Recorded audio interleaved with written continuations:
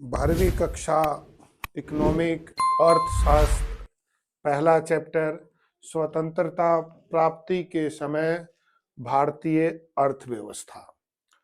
14 अगस्त 1947 को पाकिस्तान और 15 अगस्त 1947 को भारत बना।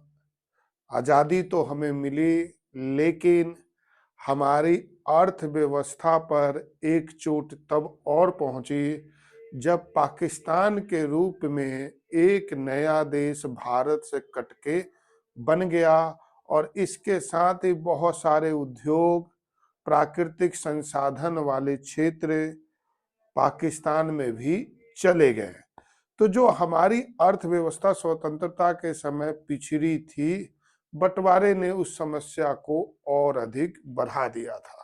लेकिन अगर हम चर्चा करें कि उस समय हमारी कृषि, उद्योग, व्यापार, आधारभूत संरचना, शिक्षा, जीवन स्तर, इन सब की क्या स्थिति थी, तो हम कह सकते हैं कि इनमें से कोई भी ऐसा क्षेत्र नहीं था जिसे हम संतोषजनक कह सकते हैं। सबसे पहले बात करते हैं कि उस समय कृषि की क्या दशा थी। स्वतंत्रता के समय हमारी कृषि पिछड़ी हुई थी, तकनीक का अभाव था, सामंती जमींदारी व्यवस्था थी, छोटे छोटे जोतों के आधार पर खेत बटे हुए थे और प्राकृतिक आपदा, सूखा, अकाल जैसे समस्याओं से भारतीय कृषि बिल्कुल पिछड़ी हुई थी और अंग्रेजों ने बिल्कुल भी भारतीय कृषि को उत्थान करने की कोशिश नहीं की। अब दूसरा क्वेश्चन जो आ जाता है कि उस समय के जनांकीय या जनसंख्या की स्थिति क्या थी। ये बात समझनी होगी कि सबसे पहले भारत में जनसंख्या की गिनती, जनगणना अंग्रेजों ने ही करवाई थी 1881 में। उसके बाद अगर हम भारत के अंदर जनसंख्या की स्थिति को देखते हैं, खासकर आजादी के समय, तो आजादी के समय जन्म दर और मृत्यु दर काफी हाई लेवल का था। एक आंकड़ा ये बताता है कि जितने बच्चे जन्म लेते थे, मृत्यु दर भी कोई कम नहीं थी, काफी उच्च स्तर की थी।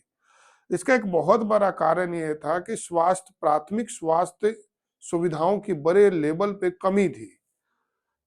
इसके अलावा शिशु मृत्यु दर 218 अर्थात 1000 बच्चों पे 218 बच्चों की जन्म के समय ही मृत्यु हो जाती थी। लगभग 25-26%, 27% बच्चे तो जन्म के साथ ही खत्म हो जाते थे। ये आंकड़ा बताता है कि उस समय जनसंख्या की जो स्थिति थी ये थी कि जन्म दर और मृत्यु दर दोनों उच्च थी और 1000 में से 218 बच्चे जन्म के समय खत्म हो जाते थे। साथ ही साक्षरता दर, इस समय तो लगभग हम 80% लोग पढ़े लिखे हैं, लेकिन जब देश को आजादी मिली थी तो सिर्फ 15% लोग पढ़े लिखे थे और जीवन का जो दर था, जीने का जो दर था, वो भी 40 से बहुत नीचे ही था। और लेकिन 1921 के वर्ष को हम जनसंख्या महाविभाजक वर्ष कह सकते हैं, जिसके बाद हमारी जनसंख्या में बहुत तेजी से परिवर्तन हुए। उसके बाद हम कह सकते हैं कि भारतीय व्यापार की क्या अर्थ कंडीशन थी।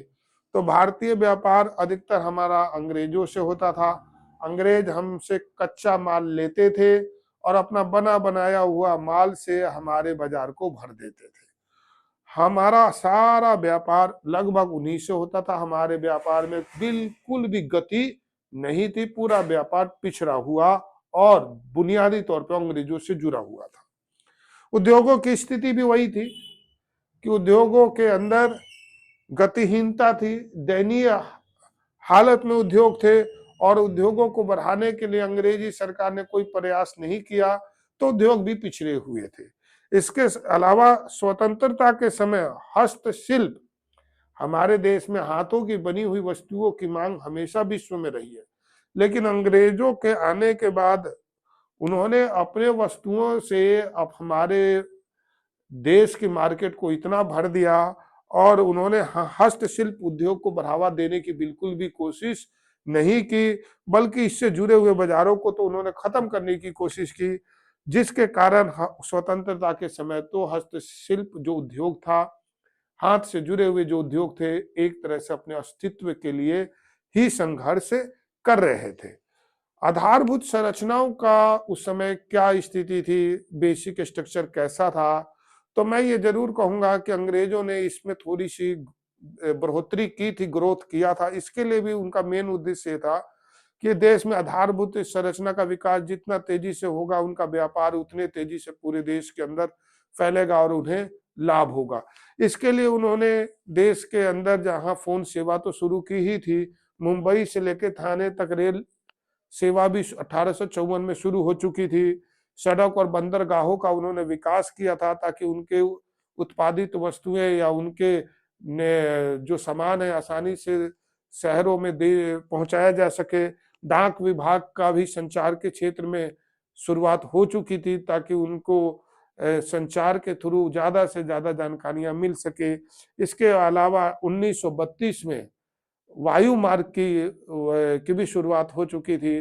तो हम ये कह सकते हैं कि ये जो एरिया रहा है आधारभूत संरचना का, इसमें अंग्रेजों ने थोड़ा बहुत काम किया था। उन्होंने सड़क बनवाए थे, बंदरगाह बनवाया था। 1932 में रेल से ये वायु मार्ग की शुरुआत हो गई थी। 1854 में ही बंबई से लेके थाने तक ये रेल सेवा की शुरुआत हो गई। तो ये संतोषजनक थोड़ा बहुत एरिया कहा जा सकता है।